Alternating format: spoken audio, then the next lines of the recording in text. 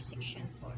And today we are tasked to think something that reminds us of our childhood and how it helped us develop during adolescent stage. And that thing that I'm thinking is my phone.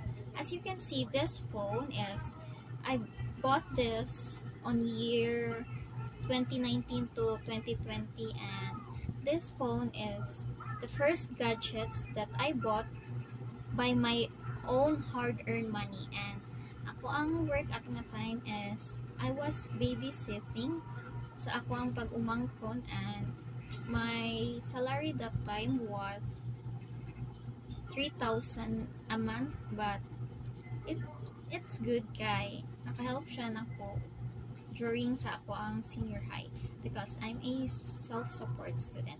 So at the age of 15, and by that time kay uso ang pregnancy, so ang ako ay gagaw is namagdo siya, and then iyang baby is naana mo kay ganan siya mo work o dili siya ganan sa bata, so iyang lola, which is akong tita, ang ga support sa baby and ako ang gabantay, and iya akong isweldohan. So by that baby setting kay ako ni siyang nabay, and it helped me a lot.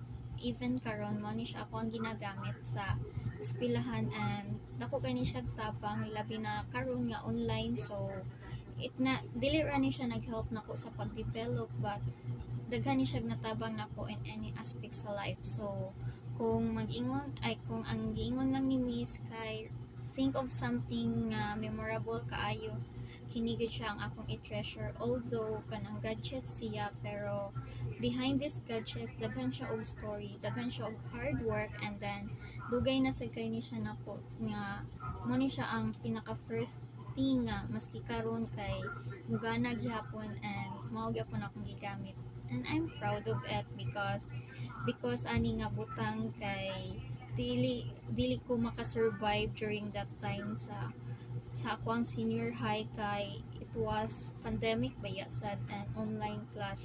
And then bisag lisod kaayo jud kay gidawnan jud ko ni nga phone, and then luckily naka-graduate ko. So and here I am right now, a first year college na gyud by the help jud ani nga cellphone og sa akong hard work and sa Ginoo. So kini siya nga butang is so memorable to me, and mao kini siya akong gipili because of that